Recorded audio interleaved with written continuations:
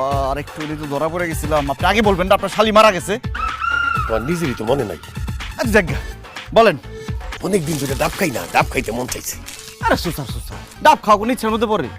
চুরি করা ডাব। ও চুরি করে ডাব খাইবেন? এটা ভালো ইচ্ছা। শুনেন, পাশের গ্রামের লাল চাচার বাড়িতে ডাব গাছ দিয়ে ভরা আর কচি কচি ডাব। আজ কি রাত?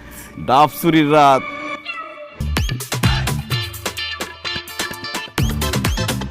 এই কেনারে দেয়ালে কি ব্যাপার? এই কি রে, এত রাইতে আমার বাড়ি তোরা কি করো?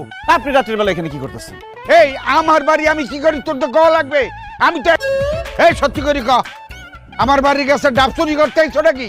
ফালতু কথা কোন কেন? আবার কি আপনার চোর মনে হয়? আমার মেয়ে জামাই, আমি তার শ্বশুর। জীবনে কোনোদিন শুনছেন যে শ্বশুর জামাই একসাথে চুরি করে?